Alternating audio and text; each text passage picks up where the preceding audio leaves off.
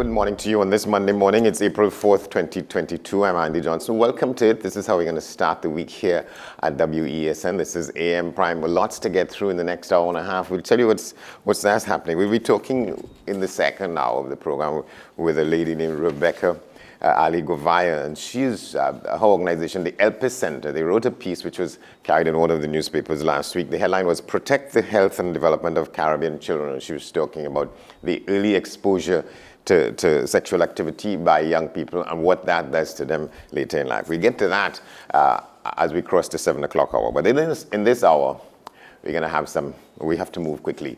We're talking with the former Minister of Agriculture, Land and Fisheries, who we spoke with a couple of weeks ago, and he decided he didn't have the stomach to continue in the government. He said he was missing his wife and children who live in Canada, and he wanted to return to them and to continue his life there.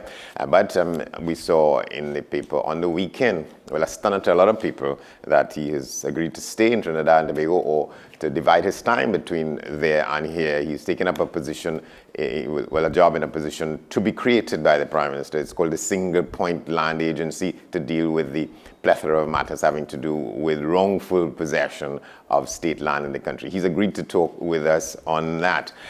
We're talking also with Attorney Farid Ali. Last Friday, we saw the news which said that the DPP had dropped one of the charges for misbehavior in public office against former Minister Marlene McDonald. Well, how does that work?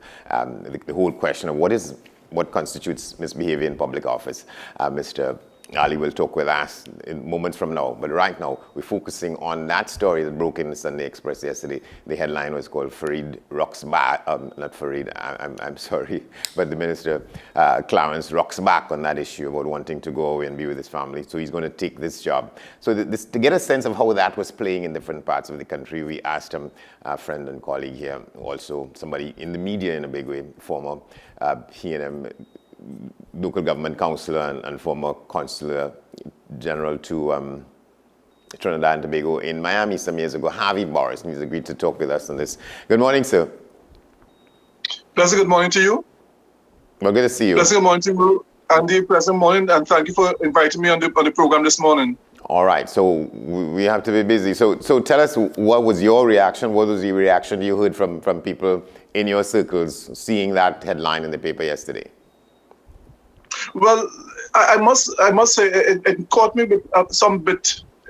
It was somewhat surprising, because one is aware of the statements that were made in respect to the former minister returning to his family, and the fact that one heard that his family may have already proceeded to another destination. So it caught me with some level of surprise, as the case may be, and of course.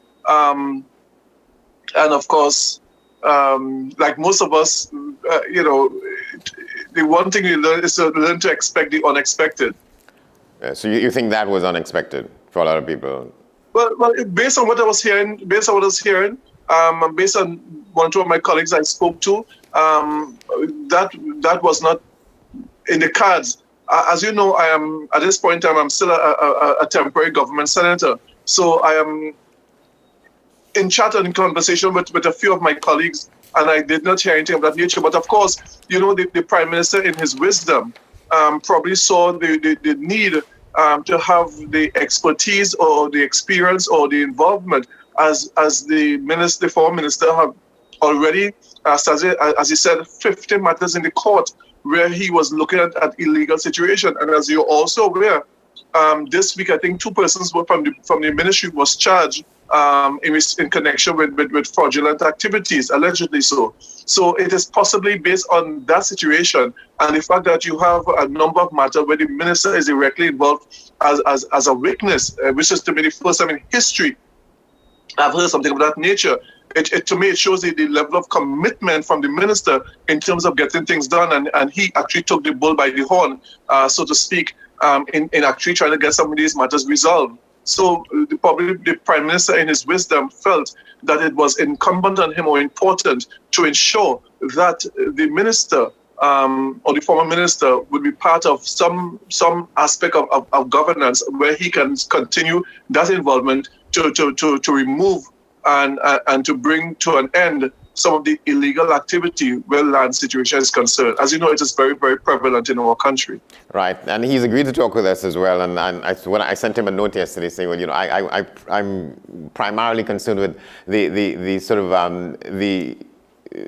what you call the human nature of this. How do you sell this to your wife and children? They're expecting you to come back, and now you take this job that will cause you to remain here. So he will talk with us about that. But what is your sense then of the kind of selling you would have had to have done to tell them, well, look, particularly his wife, well, look, I have to change my mind. Well, I would imagine from a family point of view, he would have had to convince his wife and the importance and putting country first. As you know, I have started the team over 30 years now. I love my country. Yes. And sometimes in the service of country, you sometimes even have to put your country over your family directly to some extent in terms of ensuring that the country is on a good footing. And therefore, he may have convinced his family. I mean, I know his family, his wife, and they from years ago in Barataria, and it would then seem to be logical that he would have had a long chat with his wife and convinced her, and also probably the children that he, based on what he's doing now, he may even have more flexibility in traveling abroad, or they may have decided to return to Trinidad. I'm not sure what the exact how they would have arranged it, but I'm sure something was done, and he is the kind of person I believe would have that kind of conversation with his wife and his family. All right, so you're saying in your circles, people aren't so negative or suspect about it, pretty cynical, because I'm looking at some of the responses to it. That was the big question in the Express this morning, for instance. Do you support Clarence Rambarat's return to the government? And a lot of people are cynical about it, saying, well, what do you expect? So somebody said, return, he never left. Another person said, I thought he said his family is more important and is his first priority. Another person said, don't trust them. Another person said, on a point of principle, no. Well, again, you will have diverse opinions coming from members of the public in respect to what would have caused his decision. But I will one think that it was a question of putting country first and seeing that he is already involved in a number of matters. Remember, he's involved in 50 matters. Should he depart? The question I would ask myself, if he depart, would those 50 matters fall? Said I'm not sure if he's a prime witness or he is the only witness in these matters. And as such, I think it's important to have, because I actually thought about that when I heard when I heard of his removal from the cabinet and the fact that he was looking to migrate with his family. So I actually thought about that. So on that basis, I would have no qualms in him staying back. It could be for a period of time, as the case may be. But I'm glad that he had the opportunity. Remember, he said it was his childhood dream to serve in government, as the case may be. Just like I have a childhood dream to bring goodwill to the nation, and that's why we open Center for Justice. So it's on that basis. I think he would be operating and putting that desire to serve his country above everything else. Yeah, in fact, you see, you're not sure what kind of witness is. He's a principal witness in these 50 matters. And also there's this issue that I've decided to pursue. He said that because of what he was seeing and the action he took, for 3 senior persons in the ministry, whether it's in the Land Settlement Agency or elsewhere, the what you call it, the Commissioner of State Lands, I think that more properly. 3 people were suspended, and he said that matter went to the Service Commission, the Director of Personnel Administration, and so on. And to his surprise, those people were exonerated without any reference to him whatsoever as the principal witness. So that is an issue, I think, that is still there for prosecution, for understanding as to what happened. So there's a lot that he was going to leave on his plate. So that, so you're saying the discussions in your groups, nobody is too cynical or negative about it? No. There isn't that thing, because one thing people found that he was a committed person in respect to the job that he was doing. There was always this concern, though, that would he have done enough in terms of getting the African community involved in land and return to land, as the case may be, as you know, on some of slavery. and as you understand, with the number of things that's taken place in the country, and the need to get Africans back to land. You're looking at the decade for people of African origin. Look at the reparation situation, and look at the fact that African has been denied. So he being those of us express, he being of Indian background, there was that concern along a number of the African persons. Would he have that concern or that compassion, that understanding?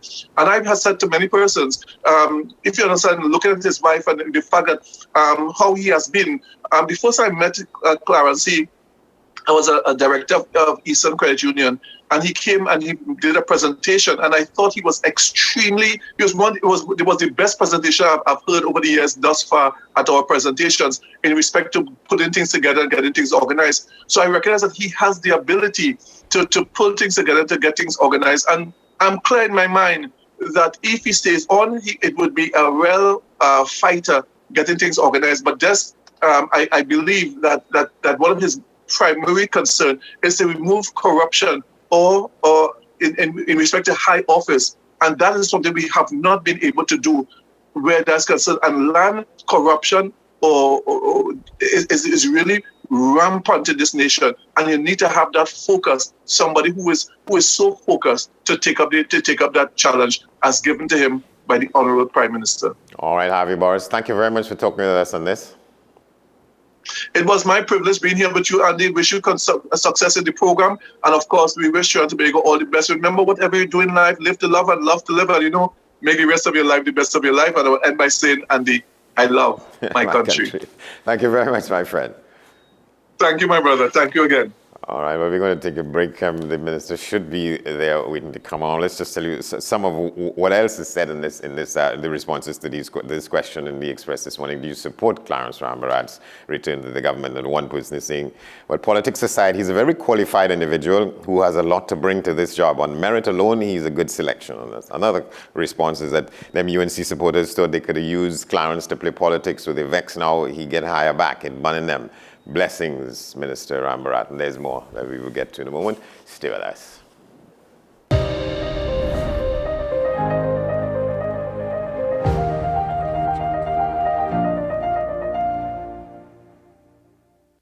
We dare you to dream, to see beyond the struggle, to envision the possibilities, to live life with unlimited vision.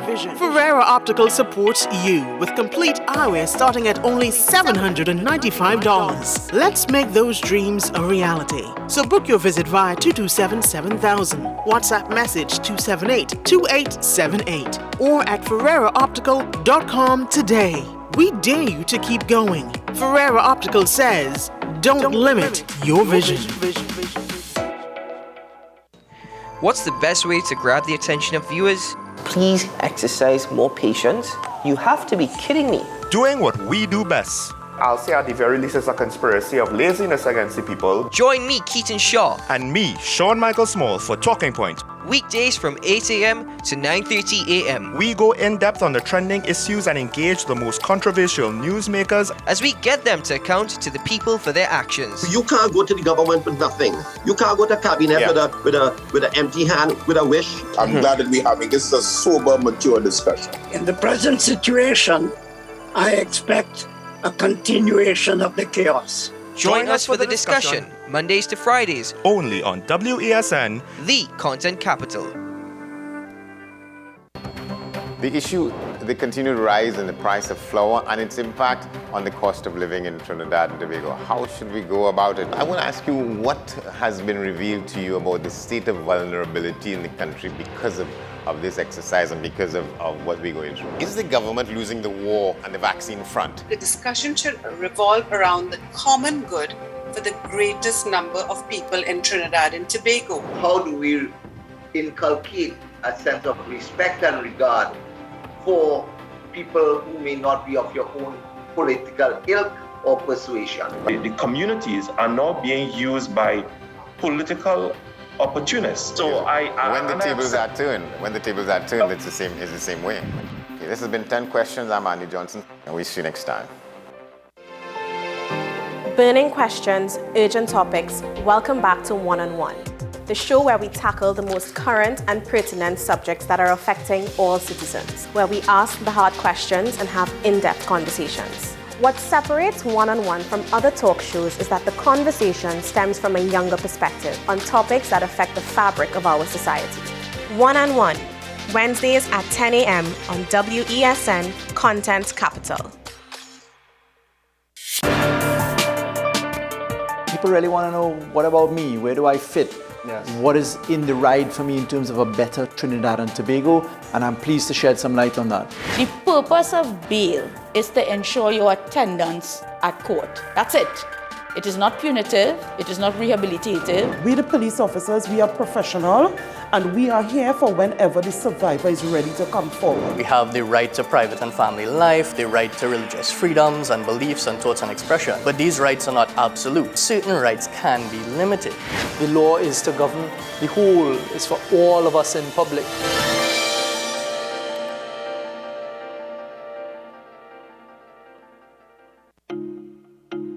If you live with someone who's tested positive for COVID-19 and has to self-isolate at home, take care of them from a distance and reduce their movement around the house.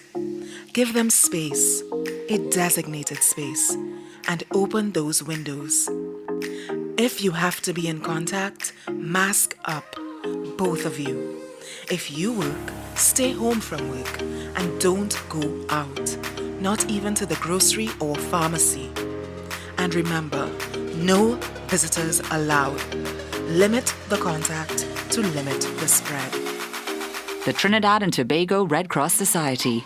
Mission-based, people-focused, community-driven.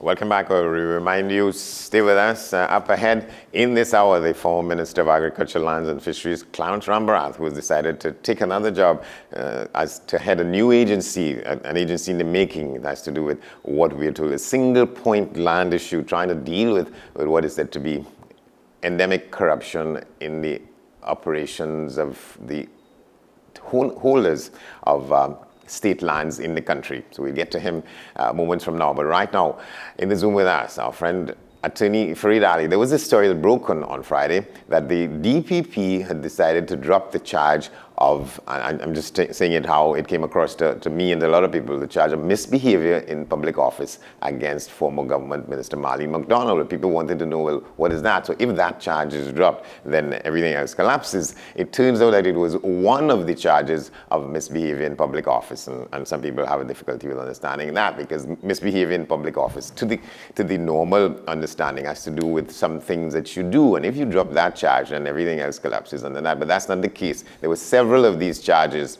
of misbehavior in public office, given what she was charged with, or some forms of corruption. To help us unravel this, Mr. Ali has agreed to talk with us. Good morning.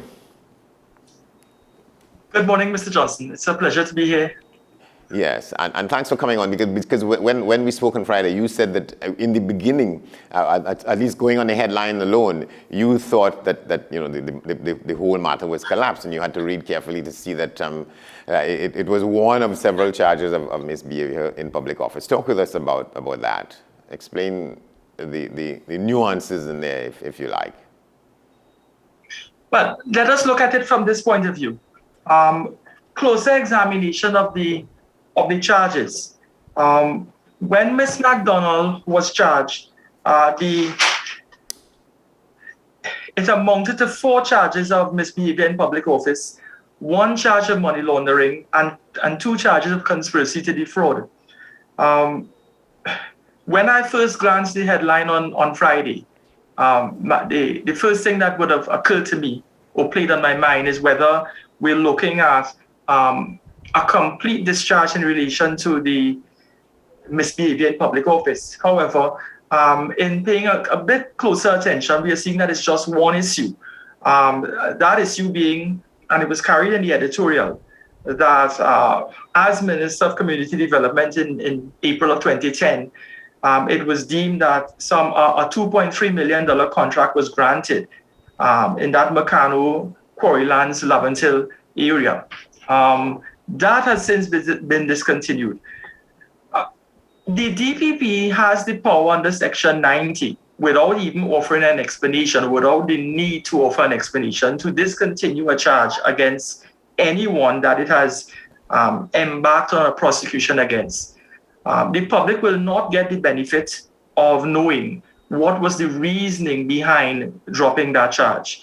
Now, let's bear in mind that there were 22 witnesses that the prosecution declared would be offering evidence against Ms. McDonald.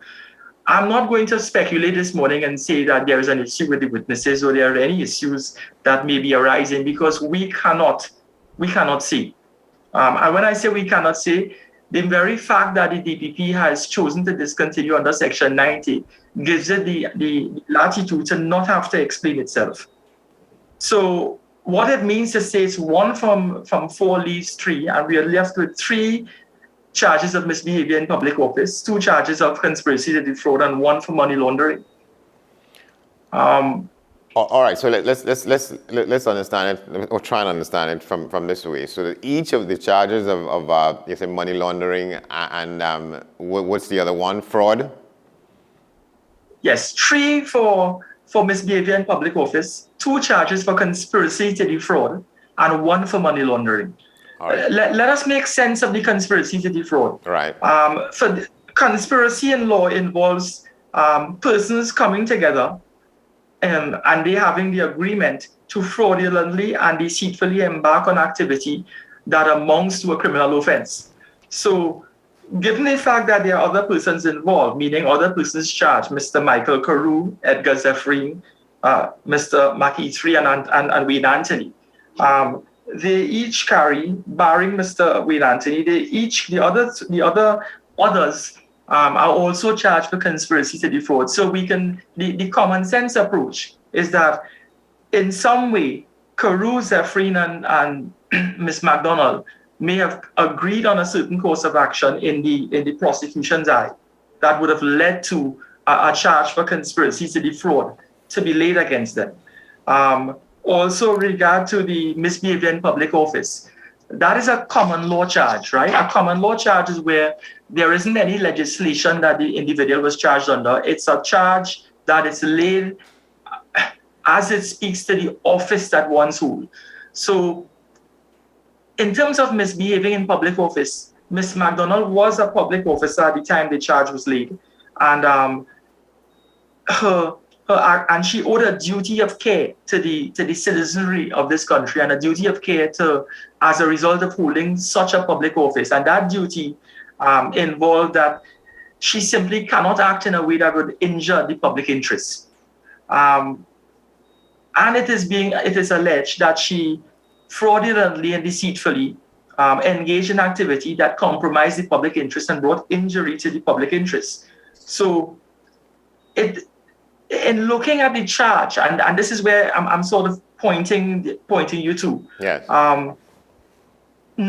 It's not seeing that one charge of misbehaving in public office was dropped by the DPP's office, and that points to the awarding of a contract in Meccano Quarry Lands. It doesn't mean to say that the others would automatically fall, because we're remaining with 3 additional charges of misbehavior in public office. It means similar activity may have been embarked upon. If we were to examine that area where Mr. Carew, he had a foundation that he was a director of, the Calabar Foundation, and also Mr. Zephyrin was also a director in that foundation. The allegation is that funds were siphoned or funds were passed into that foundation or under the auspices of the foundation. And she used her office in order to accommodate the funding going to that particular organization.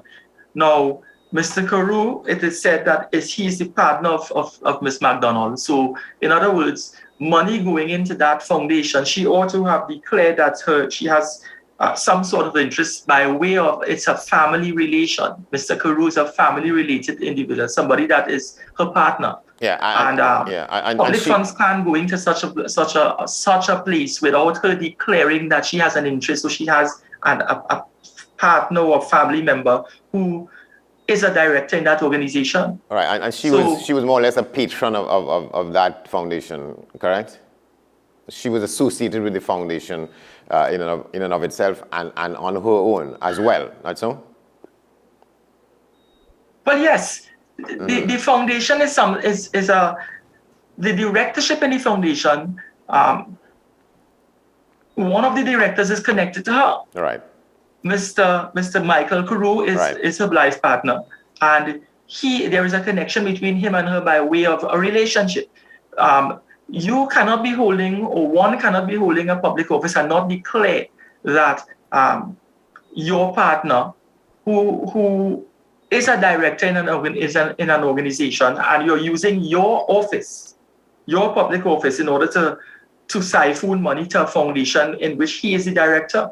In other words, if money is going to go into an organization, you ought to declare your interest. You ought to declare that someone that you know is a director in that organization.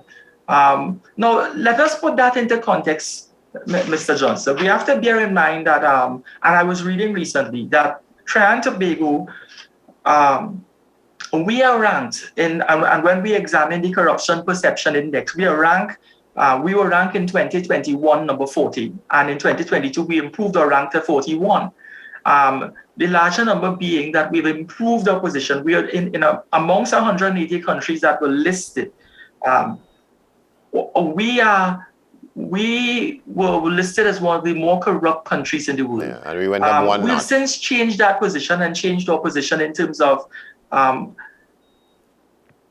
if we were to look at the legislation that we passed in 2020, legislation such as the Gambling, Gaming and Betting Control Act 2021. We looked at the Revenue Authority Act 2021. We looked at the Representation of the People Act 2020, the Public Procurement and Disposal of Public Property Act 2020.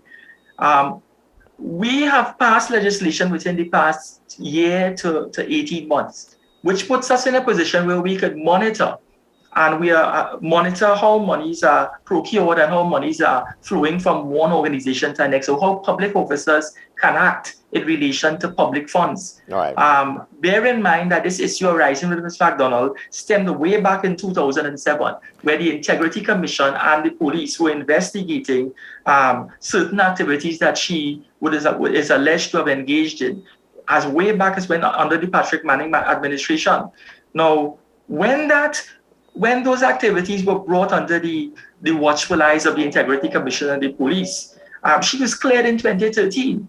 By the time the Rowley administration came into power, this government came into power in September of 2015. Ms. McDonald was cleared in 2013, some 2 years before. So she assumed public office again. By the time February of 2016 came, fresh information, fresh evidence came to the forefront, and it was said that she was now under investigation once more. Mr. Rowley, the Prime Minister, removed her in February 2016 from holding that public administration post that she held that she was given in 2015 September. The position was that by 2017, 16 months later in August, the Integrity Commission had not concluded in relation to her position. They had not made a ruling and said, well, we have solid evidence against her. They had dropped some of the charges in October 2016 in terms of the investigation, but the police continued the investigation from August 2017 moving forward. So we're looking at August 2017 to when the charges were laid in August 2019. At that point, when the charges were laid, she was relieved of her position of Deputy Leader of the People's National Movement and relieved of the position of Minister of Public Administration. Yes. So the Prime Minister is simply saying that he had issues with the Integrity Commission, and he even went so far to say that the Integrity Commission at one point in time had him under investigation, and he had questions of their integrity. whether they were politically motivated. All right, so here, so the charge that found itself attached to that particular accusation of misbehavior in public office, that charge remains, or the charge was vacated, whereupon she had to be released of this particular accusation of misbehavior in public office. Is that it? But with the other charges remaining, and they also carry this attachment of misbehavior in public office. Is that a way to understand it? That is exactly what I'm saying. I'm saying that the charge that was dropped in terms of misbehavior in public office, it's a single charge. There were different counts of misbehavior in public office. It's not a general misbehavior in public office. They're saying that there were specific instances. So there were one particular instance, they dropped that in relation to the contract also offered in terms of the $2.3 million contract at Meccano Quarrylands. That particular aspect, that has been dropped. Right. But the other aspects, which is the 3 for misbehavior in public office, as it pertains to monies that would pass to the Caliber Foundation, as it relates to an HDC house that was passed to Mr. Michael Carew, all these allegations remain. Right, so every behavior, it touches and concerns the house that was passed to Mr. Carew, as it touches and concerns the monies that were siphoned to the Caliber Foundation, those remain. Right, so every single accusation. That she used the office in order to siphon money to that organization, and also used the office in order to get a house for Mr. Michael Carew. Right, so every single accusation carries with it individually an accusation of misbehavior in public office. It's not as though you commit 10 offenses and then there's that single misbehavior in public office put on top of that. So every single one of the infractions carries a separate accusation of misbehavior in public office, right? Exactly. Right. Exactly so.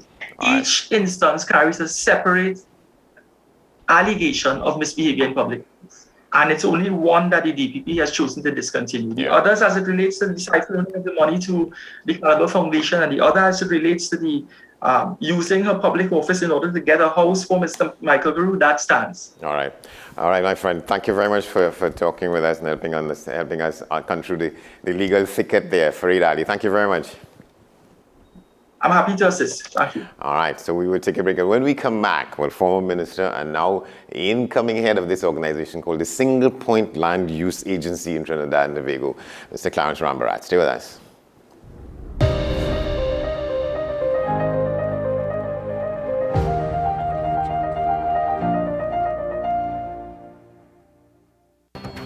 The issue, the continued rise in the price of flour and its impact on the cost of living in Trinidad and Tobago. How should we go about it? I want to ask you what has been revealed to you about the state of vulnerability in the country because of this exercise and because of what we're going through. Is the government losing the war on the vaccine front? The discussion should revolve around the common good for the greatest number of people in Trinidad and Tobago. How do we inculcate a sense of respect and regard for people who may not be of your own political ilk or persuasion? The communities are now being used by political opportunists. So when the tables are turned, it's the same way. Okay, this has been 10 Questions. I'm Andy Johnson, and we'll see you next time. Let your voice be heard. Call Madam Fix-It on WESN, the only place that effectively helps you with your woes. Having problems getting onto government agencies, water woes, NIS and pension problems, potholes, and much, much more. Call me, Madam Fix-It, every Monday, Wednesday, and Friday, right here on WESN. Let me fix it for you. Is it politics? What is it? Is it that nobody cares about sports? The kind of support that sport used to get in the past is no longer here. The thing is, taking a knee doesn't mean that that's the only thing you're doing now, Andre. Right. Taking a knee along with other stuff. Samantha, what are you looking forward to when you return home to Trinidad and Tobago after winning the title? Thank you very much for speaking it into existence. Is it no pressure on Nicholas Paul? It makes me more motivated to work hard and to go out there and rep the right time. Why are we sending a team to the Winter Olympics? There are a number of Trinbagonians who are in the diaspora and have grown up in winter sport. It's an opportunity that the Trinidad and Tobago Olympic Committee will not close the door on. I also believe in the players that we have. Once you can motivate the players, you can get the best out of them.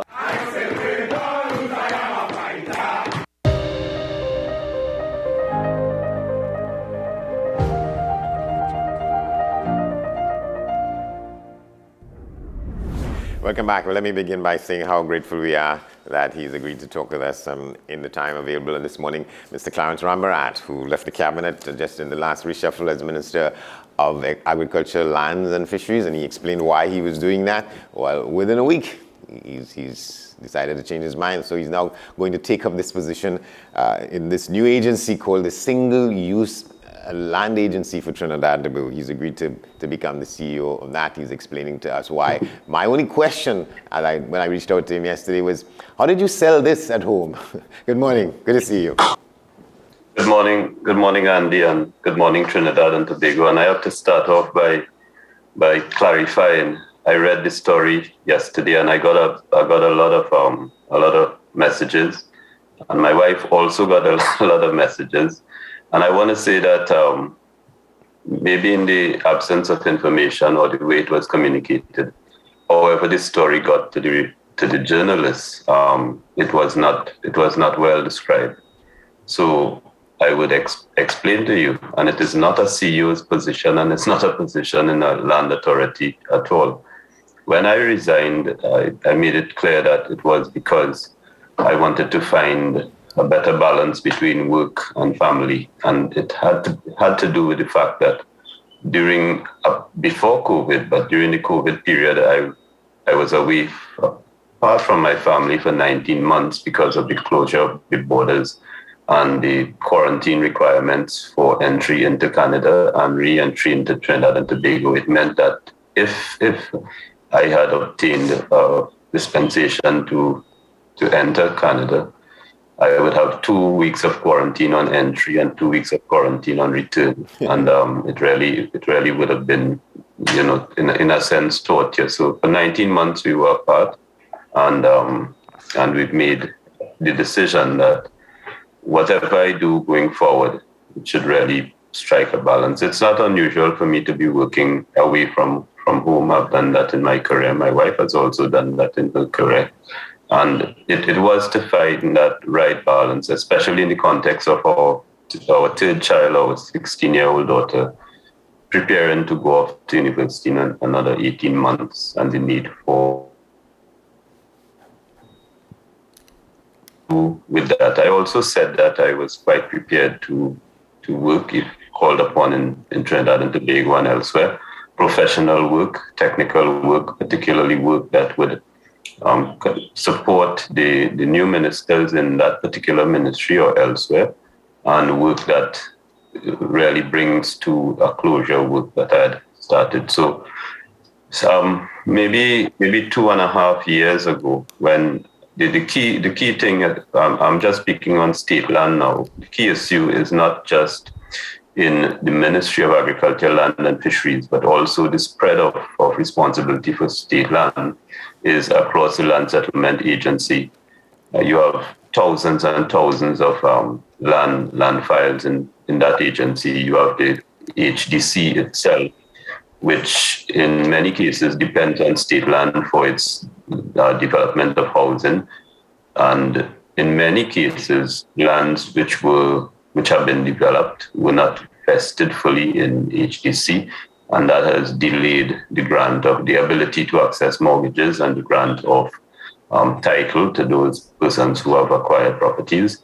And then you have legacy issue. You have PSAL, which transferred some land in support of the land distribution that is proposed to former Petrotrin workers. You have legacy issues in various companies that are no longer functional, but still have some measure of control over land assets. And you have all those other state agencies, statutory authorities that hold the state land, and their issues over the management, the administration of it. Plipdeco is also in the mix. Plipdeco is a publicly listed company in which the state is a majority shareholder. And again, there are matters relating to land, including additional land that needed to be addressed. So to deal with that, I went to Cabinet and asked for the appointment of what is called a single point of authority committee, chaired by Jerry Hospitalis and made up of all the different agencies. And the work of that committee was to determine how do we have the ability to know what each other is doing? How do we have the ability to manage consistently across the board and share information? And that is in the context of digital transformation. The single point of authority is really a convergence point by which all the agencies, including the Ministry of Agriculture, Land and Fisheries, can access information, share information, and also manage the land assets. That committee reported to the cabinet in August. In 2021, I can't remember the exact dates, but they reported. I submitted updates. I submitted a very recent update, and the committee made several recommendations, but the main recommendation was the creation of the appropriate IT backbone, which will allow the agencies to work off a common IT platform. And that was work that we had been doing since 2015, anyway in the ministry in terms of our operation. And we are at a stage now in the ministry where we are selecting a software provider to take the work forward in terms of the convergence of what we do from paper and manual to electronic. And that is where that project is. So the Land Management Authority is a separate discussion. No decision has been taken on that. It has been on the cards for a while. I myself placed on the PSIP in the ministry an allocation of $500,000 if it comes to that, to explore the creation of the Land Management Authority. But I took the position when I was minister that we should not be creating a new entity without cleaning up what we already have, and without having that connectivity with all the agencies, and without having convergence on a single electronic or digital platform. So the Land Management Authority is not on the cards right now. What we have is this work of the single point authority committee. There is no CEO, there is no general manager. It's just a lot of work to do. And the discussions I've had with the Prime Minister in terms of the transition period is that I would, his consideration is to have me continue that work in terms of the digital transformation in particular, from paper and manual to electronic. I'm midway in that work. And with that comes a series of other things that have to be done. For example, the changes will require change management within the ministry. iGov is on the verge of going out for a change management specialist when you're dealing with changes in processes and in some cases some retraining required. A change management specialist manages that. And there are other things that are going on alongside that, including the hardware, which we've been procuring and upgrading hardware since 2015. We have other things to do in terms of hardware and software. So those things, and also providing technical advice to the new minister, technical advice to the Prime Minister on matters relating to the management of state land, including the Caroni legacy issue, which is the 2-acre distribution, the residential distribution, and the Caroni assets, which since 2004, when I was last involved in the sugar industry, there have been some bad things that have happened with assets, some mismanagement, some assets may be in the wrong hands, and that is, we're talking about billions of dollars worth of assets, not only in Caroni but across the state landscape, and some of them are in danger, some of them may be lost, and some of it, as have been reported in the paper, the media, some of them are subject to fraud investigations. All right. So when you saw, I'm not departing from what I've said. Right. From the outset, I said that it is to strike the right balance. Whatever is offered to me or whatever is asked of me, the key thing is that it is work that I should be able to perform wherever I am physically. It is not work that requires me on a day-to-day basis to attend Parliament or to attend to Parliament cabinet business, or it is work that is technical work, advisory work that allows me to operate virtually, and I think that helps in the transition. as the new minister come on board and as we move towards a complete digital solution in terms of the administration and management of state land assets. All right, so when you saw the headline in the Express yesterday, Clarence rocks back, what was your immediate response? Well, I think it's a takeoff from I think it's today is Monday, so you'll also see a Facebook post today ending with "It's Monday Rock." So, and it's been my tradition, as I don't know if I told you that before, but when from years ago, when I was in private practice, and I didn't have a family as yet, and Sunday afternoon was a day when I went into the office and got all organized for the terrors of Monday morning court. I was a young new lawyer, and you get a lot of buff in court for not being well organized, and I had a practice of going in on Sunday. So Monday morning, when most people were sad and all of that, I was full of energy. And I would meet people in the elevator, or I'll meet people, looking down, and I would say to them, get over it. It's Monday Rock. So in other words, get over it. It's life. And that has been my Monday tagline for a number of years, and I used it on my Facebook posts. And I think on the Wednesday, when my resignation was announced, I used it.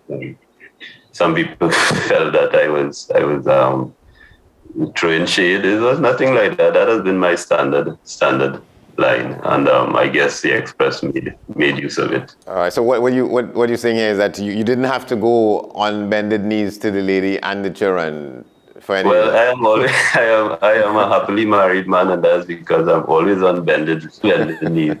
My wife has already sent me a message this morning, and no, I have a very healthy marriage and friendship with my wife Camille, and a long relationship and mutual respect for each other. She's a professional like I am, and she's always concerned about me, particularly overextending myself, and it is I could say to all couples that it is very challenging when you have to spend time apart. It is very, very challenging, and I love Trinidad and Tobago. I love the work that I was doing. I love the work that I do. I remain committed to the country and to the region. So it's really to strike that balance. I'm not taking up a CEO position. I've been there at a very young stage of my career. I was involved in Caroni, and perhaps the most significant, and I would also say now the most troublesome, voluntary separation and retraining of workers and all of that has ever been executed. And on the weekend, I was being asked some questions by a group in terms of upskilling and retraining people in Trinidad and Tobago. And I use the Caroni as an example, because in 2003, when we did the VSEP, there was the economy was very buoyant. The money was available, and at that time, a lot of workers were able to transition into the energy sector and into really, really good jobs on account of the retraining. And one in particular, the 54-inch cross-island pipeline was being installed in support of the gas sector. And there was a significant shortage of welders, and we were able to take some of the Caroni workshop facilities, upgrade them at not a lot of money, upgrade them into welding training stations, and turn out maybe more than 100 Forge coded welders who to this day find it easy to get work in Trinidad and in other parts of the world. So it was in the context of maybe a program like that in the country to upgrade and upskill young persons, even university graduates, to maybe help them go into areas that are in demand, and it requires some level of retraining and upskilling. And I myself am an example of it. I qualified, I was admitted to the bar at age 24. And over the years, I've been able to work in private practice as in-house counsel in a management position, in a CEO position. And then over the years, I've been trained in occupational safety and health in several areas, which have allowed me to keep up with the demands of the market. And I think it is a conversation that we should be having with our young people who are in a job market that is very challenging, but there are opportunities available in the region and elsewhere, and we should be retraining them for those opportunities. Yeah, I think the first time we met, you were CEO of the then sugar manufacturing company, right?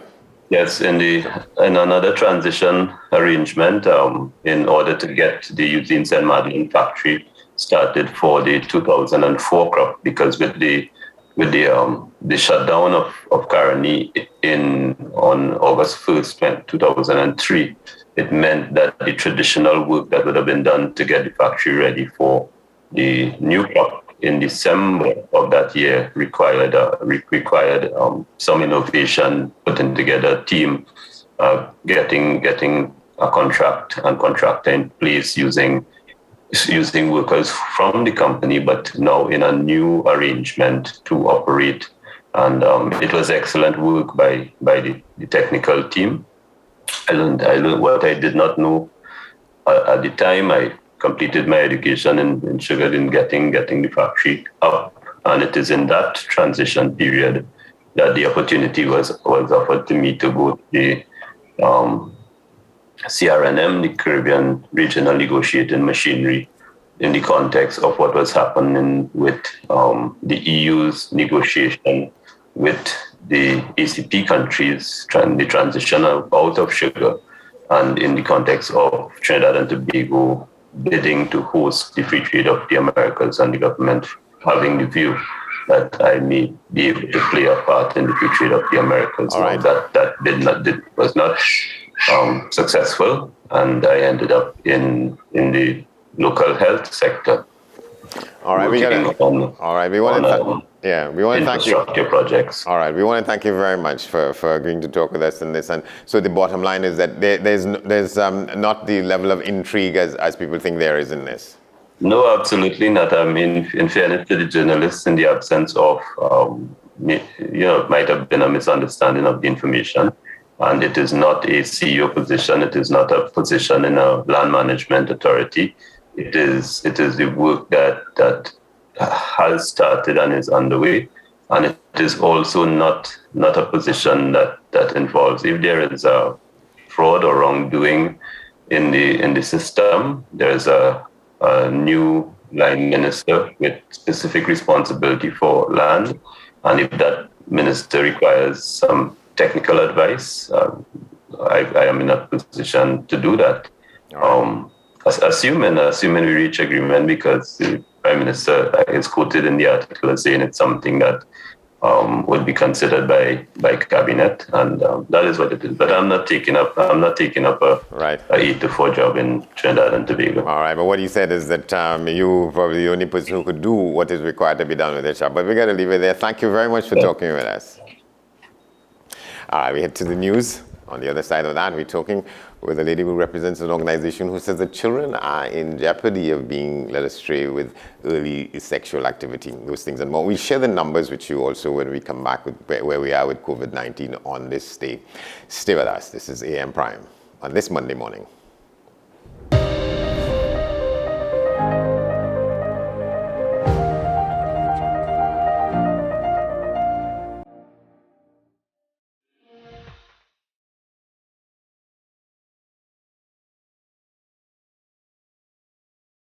Seven is out. All day is in. WESN News on the hour.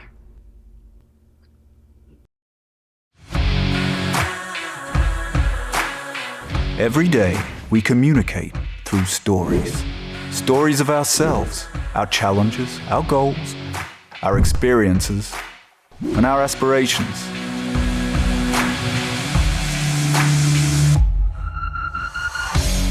Storytelling is an art that we have mastered.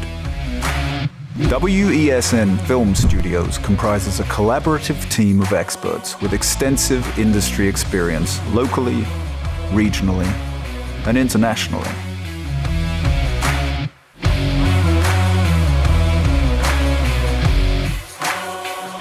The ability of your business to successfully communicate with your preferred audience depends on the strength of the stories you tell. Your vision should be communicated in a high-quality, professional, and creative way.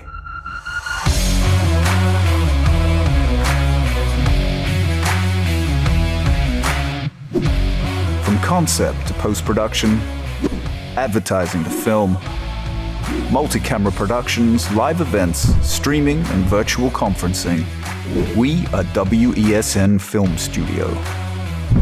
Let your own unique voice be heard and your vision realized.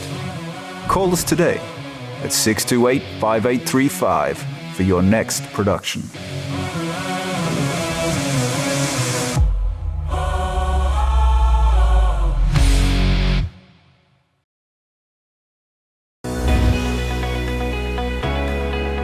In this season, we talk more about health, wellness, and everything in between. I am so excited to share with you everything about health and wellness so that you can design the life that you've always dreamed of. Join me here on What's Up Doc. What's Up Doc? Tuesdays and Thursdays here on WESN, Content Capital. Join me, Sule A. Joseph, as I delve into the day-to-day psychological issues plaguing our society. We will discuss behaviors that encompass the biological influences, social pressures, and environmental factors that affect how you think, act, and feel. Sight, Thursdays at 11:30 a.m., only on WESN, Content Capital. The continued rise in the price of flour and its impact on the cost of living in Trinidad and Tobago. How should we go about it? I want to ask you, what has been revealed to you about the state of vulnerability in the country because of this exercise and because of what we're going through? Is the government losing the war on the vaccine front? The discussion should revolve around the common good for the greatest number of people in Trinidad and Tobago. How do we inculcate a sense of respect and regard for people who may not be of your own political ilk or persuasion? The communities are now being used by political opportunists. So when the tables are turned, it's the same way. Okay, this has been 10 Questions. I'm Andy Johnson, and we'll see you next time. Is it politics? What is it? Is it that nobody cares about sports? The kind of support that sport used to get in the past is no longer here. The thing is, taking a knee doesn't mean that that's the only thing you're doing now, Andy. Right. Taking a knee along with other stuff. Samantha, what are you looking forward to when you return home to Trinidad and Tobago after winning the title?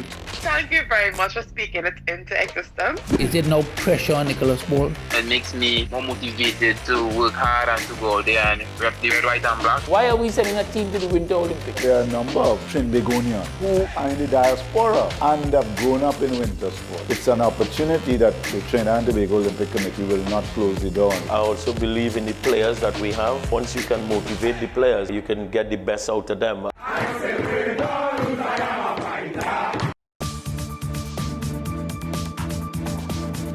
I am Rondell Donowa, attorney at law and host of Strictly Legal on WESN Content Capital. Strictly Legal is a legal program geared towards informing you, the public, of your legal rights, responsibilities, and remedies. So be viewing Thursdays 10 a.m. to 10:30 a.m.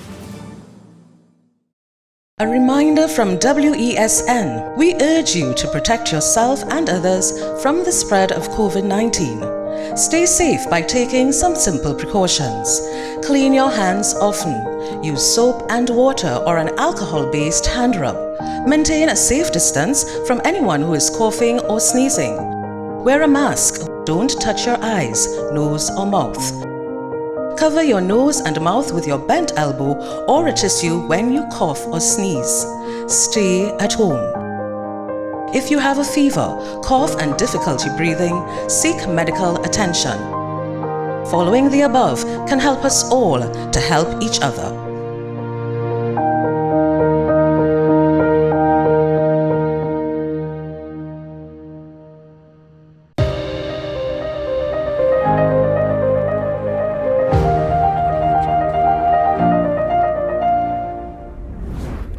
All right, welcome back. Welcome back to the program. Up ahead, Ms. We talked to this lady in a moment concerning this organization called the ELPIS Center, Rebecca Ali Govea. We'll get to that in a moment, but let's just take a look at what the numbers are telling us this morning. COVID-19 over the weekend, the latest compilations and tabulations of what the figures are. So 128,244, that's the total recovered patients, 6,650, the total active positive cases, the death toll thus far, 3,761, 230, the new positive cases reported in the last 24 hours, 138,655. That's the total positive cases since we began the counting on March 12, 2020 to yesterday, and 162, that's the number of persons in hospital across the system, what they call a parallel health system in Trinidad and Tobago. That was April 3rd, 2022, which was yesterday. Well, all right, so here's this headline that was taken from The Guardian a couple of weeks ago. Protect the health and development of Caribbean children. And under it is an organization, the ELPIS Center. And it's talking about early activity sexually for children in Trinidad and Tobago and the Caribbean. And they have some concerns about that. And so we're talking about that this morning with this lady. Good morning, Ms. Govea, Ms. Ali Govea.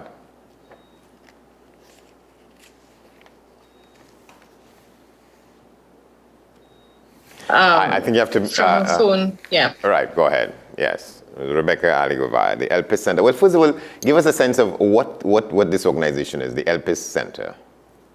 Okay, so ELPIS is Greek for hope. We've been around since 2010. For hope? And we work with families. We're a family support center, so we work with single mothers and children in crisis to help reduce, the onset of adverse childhood events.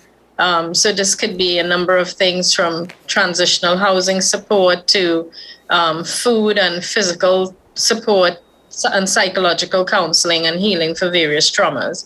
But we also do prevention work, which is where the article you referenced earlier would have come about from on, optimal health approaches for our young people when it comes to delaying the onset of sexual debut.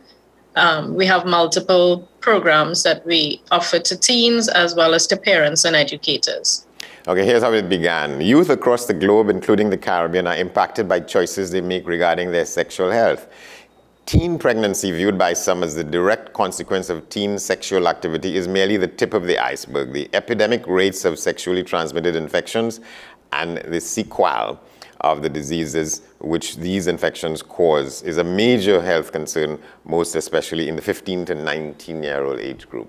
So, so this focuses on what you consider to be sort of premature, unprepared sexual activity of young people. Right. So early sexual activity for teens, it's unquestionable. If you look at the CDC report, if we look at other health-based data, it's clear that there is a physical, emotional, and social health consequence to early sexual debut for children. For instance, the CDC meaning the Center for Disease Control, reported that almost half of newly diagnosed STI cases are in that age group.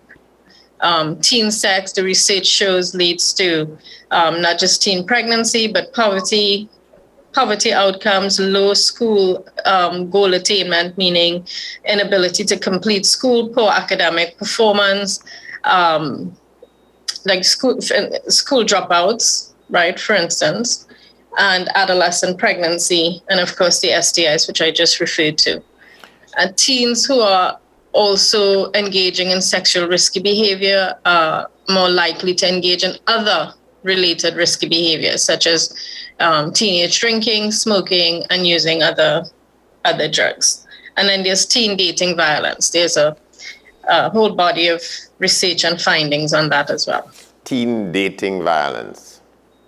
Yes. So you're saying that they should at least be careful about dating, or they shouldn't be dating at all? Well, okay, so the article is about what is the best or optimal health approach for our children and young people, okay? And the optimal approach is to avoid or delay the onset of sexual activity. All right. And this is not it's not me imposing a morality on anyone. It's based on science. It's based on evidence. The CDC itself published it's on their website where they say they speak to this, right? Yeah, and you're talking about the American CDC, the Centers for Disease Control. The model that we spoke about in this article is sexual risk avoidance education. All right. And some of the core components of sexual risk avoidance education is teaching healthy relationships, a healthy sense of self-efficacy, self-regulation, what is a healthy relationship as opposed to what is an unhealthy one. These are conversations that we need to be having. Before we continue, Mr. Johnson, Dr. Coppola is getting a notification that the host will let you in soon. Can you please let her in? Okay, well, let's... Thank you very much. We're working at. All right, thank you very much. Yes. So, all right, so it's a primary prevention public health model. Yes. As opposed to risk reduction, which is a secondary and tertiary public health intervention approach. All right, so let's Dr. Coppola is on, so right, she so can... Let's welcome Dr. Coppola. Good morning, ma'am. Good morning. I apologize for the delay. Well, that's okay. You're there now. All right, so you want to join the discussion at this point? You were following what Ms. Ali Gavaya was saying? I just got in, so I don't know what the question was. I'm sorry. All right. No, So you can share the optimal youth health approach. That's where we're at. So we sort of outlined what the challenges to early sexual debut for young people. Yeah. Surely. So an optimal health approach is used across the public health spectrum for all issues that we encounter across the globe from a health perspective, whether it be physical health, emotional health, intellectual, spiritual, the entire dynamic of the spectrum. And so an optimal health approach clearly dictates that what we need to do is to put all individuals and all communities on a trajectory towards the best health outcomes. And so we use a primary prevention model, which means we want to prevent the disease state from coming. So when we think about it from a teen health perspective and a sexual health perspective, that is then to delay the onset of sexual debut until such time as the individual can engage safely in sexual activity and handle all of the possible sequelae from that activity. We think primarily from a physical perspective.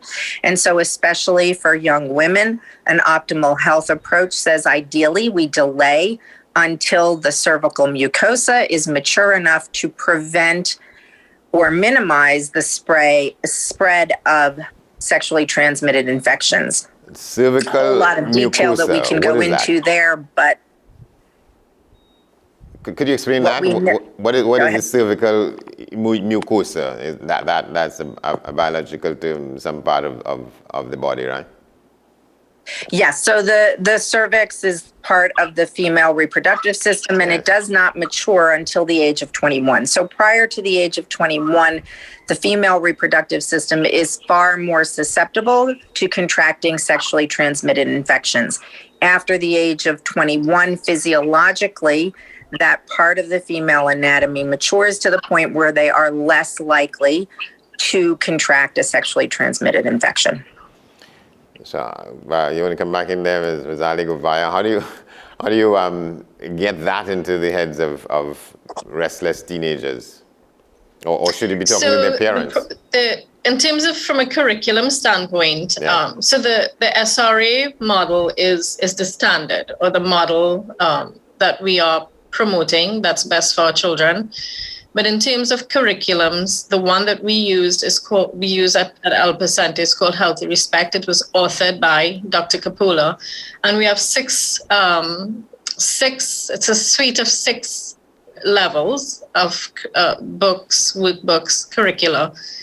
So the content is introduced to children in a very age-appropriate, developmentally appropriate way, right?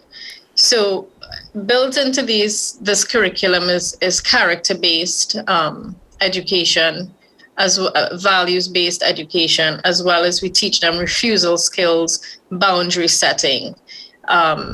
We give them tools to be able to make the healthiest choices for themselves as they go through their teenage years. No, all right. I have numerous testimonials, but take my word for it, the young people that have been through the program with us have all said the same thing, that they appreciated, that the information was very helpful, that they've learned how to be the best version of themselves and to avoid doing harm to themselves or others or their future. All right, it sounds interesting. You talk about what you call delaying tactics and avoidance skills. Dr. Kopol, you want to talk a little bit about that? Mm-hmm.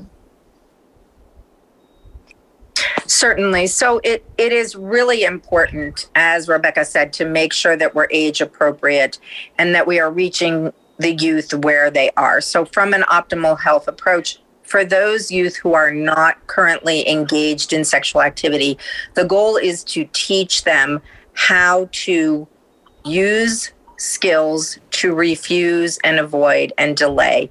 And so we do that through role playing. We do that through having them think about their future. Future orientation is really important in helping young people to make healthy choices.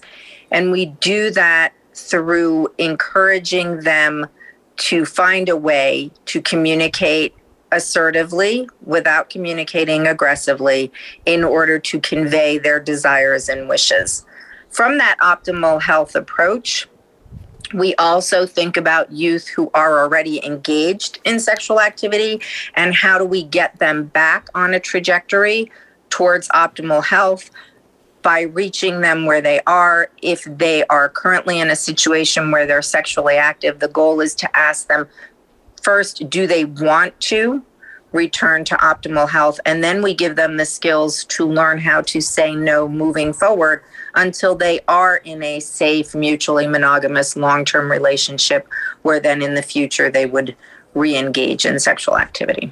All right, so Rebecca, let me ask you, so what is the nature of the connection between your organization and say the Ministry of Education or other sort of like-minded agencies addressing this issue in Trinidad and Tobago?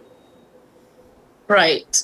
So I am not aware of any other agency that is teaching sexual risk avoidance education and evidence-based approach that we're using. There are agencies that teach risk reduction or what is called comprehensive and a comprehensive approach or comprehensive sexuality education. As I would have said earlier before Dr. Coppola came on, that is not a public health, the best public health approach to dealing with this issue. It's more of a secondary, tertiary approach as opposed to primary prevention approach.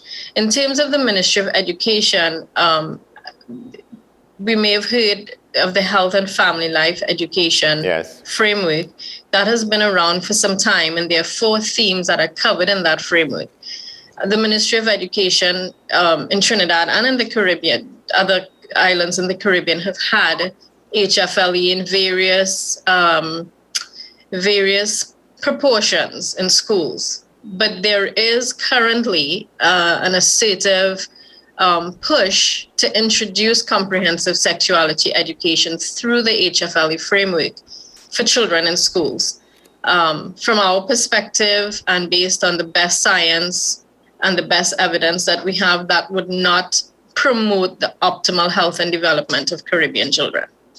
So we, apart from providing programs for teens in Trinidad and Tobago, I would like to, call on our policymakers to ensure that there is a clear, in terms of teaching our children in schools about sexual health and sexual development, that there is a clear priority and sexual risk avoidance. All right, let me just read what the piece says here about that. It says, parents are often informed that so-called comprehensive sex education programs offer the best approach to address this problem. In reality, these programs often add to the problem by promoting curricula that normalizes teen sex. And the CSE approach ignores a needed priority on risk avoidance and instead primarily focuses on merely reducing the physical risks of teen sex without adequately addressing the many other possible consequences of that activity. Can I get a response from both of you on that? You want to go first? Yes, Dr. Kapula, you can weigh in on this.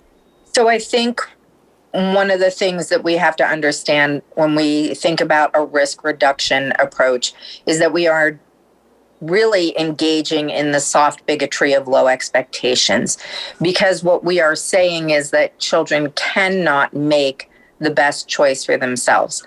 Again, that optimal health approach says that we delay sexual debut until later in life when they can deal with the sequela. The secondary and tertiary approach is to merely reduce the risk and then to treat the sequela. We deal with the teen pregnancy, we deal with the sexually transmitted infections, we deal with the emotional turmoil that can occur when debut happens too early. The other thing that we have to think about is the long-term sequela of those STIs. And we know that the primary reason for infertility later in life is contracting sexually transmitted infections at a young age that then go untreated, because many of these are asymptomatic and these young people do not even know that they have an STI. The other piece that we think about with a risk reduction approach is that we are not necessarily conveying a message that will put youth in the best place in their futures. We know that early sexual debut, we know that teen pregnancy in particular is associated with lifelong poverty. And so the success sequence also would tell us that the best approach is that young people complete their education and then have a stable job before getting married and having children. All right, so Rebecca, how my sense is that this is an uphill challenge you all have here to get this sort of permeated properly and fully understood in the education systems in the Caribbean, in Trinidad and Tobago and elsewhere, correct? I hope it won't be an uphill battle because the evidence is clear, and I believe that there is a common understanding and a common goal that we want what's best for our children in the region, that we want to develop the whole child, that we want that optimal or ideal Caribbean person. And there's no way to accomplish that if we are not going to promote or emphasize sexual risk avoidance. We haven't been able to talk about the adolescent brain, but I urge people to do their own research. The teen brain is not developed fully until 25 in females and about 27 in males. And over the last 10 years, more and more neuroscientists are saying that trusted adults need to guide our teenagers through these years to make help them make the healthiest choices for themselves. Even parental involvement, there has to be a strong this is a stakeholder approach. It's not just Elpis Center or Dr. Kapula or those of us who promote public health wanting the best for our children.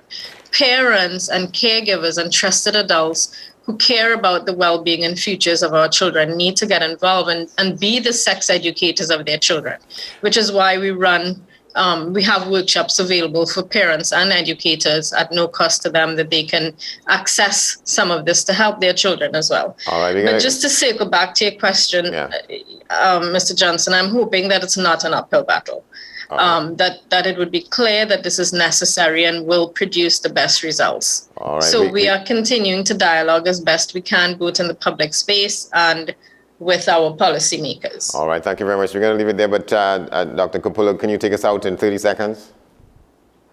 So I would just say that the best thing to do is to think about how do we approach this from the outset.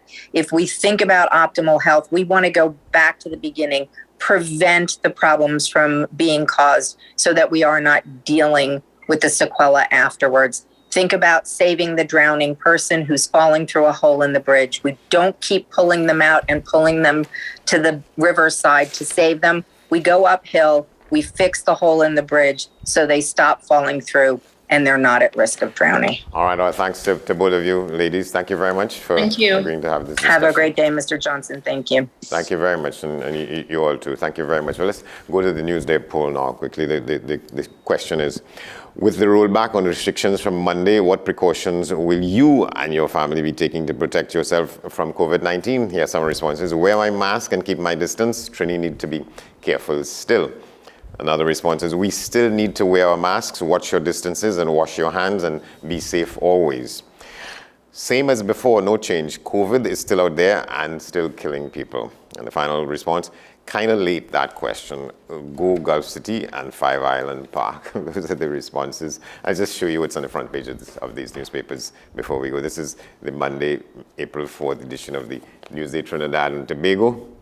This is the top story there. And this is the back page. 5 people missing at sea, that boat coming from St. Vincent and the Grenadines. And this is the Newsday Tobago. Front page, back page. 6 sea students quarantined as a result of what they're saying is that the COVID is still stoking the sister island in Tobago. We take a quick look around the region. We go to Guyana for the story from a news source, Guyana. Former Education Minister Nicolette Henry's resignation as an APNU-AFC Member of Parliament took effect on Thursday, which means that there are now 2 vacant seats on the opposition side of the National Assembly following the resignation of Joseph Harman as Leader of the Opposition and also a parliamentarian. Former President David Granger is the representative of the list of candidates for the APNU-AFC coalition, and the responsibility lies with him to inform the Ghana Elections Commission, GECOM, of the resignations and who the replacements will be. The newsroom understands that he's yet to do so. The newsroom has also confirmed that the Speaker of the National Assembly, Mansour Nadir, has already written to Granger, informing him of the need to fill the vacancies. Reports indicate that the former president is out of the jurisdiction, and so it is not clear when the vacancies will be filled, further stymieing the imminent selection of leader of the People's National Congress Reform, Aubrey Norton, as the new opposition leader. It will have to be Granger who puts Norton's name as one of the new replacement parliamentarians, after which he, Norton, will be selected as the leader of the opposition by the current opposition parliamentarians. The APNU-AFC remains in turmoil since the attempts to rig the March 2020 national elections and has seen major shakeups in the internal politics of the PNCR. All right, and that will do it for us this morning. That's our program. We thank you for watching. We tell you, as always, you can keep in touch with us here at WESNCC on all our social media platforms, and you can send your emails to wesncc.com. Just want to say, I'm Andy Johnson. Thanks for watching. Of course, at the top of the hour, we have news again, followed by today's edition of Talking Points. The twins, Shah and Small, will take you through that. But for now, thanks for watching, and we'll see you tomorrow.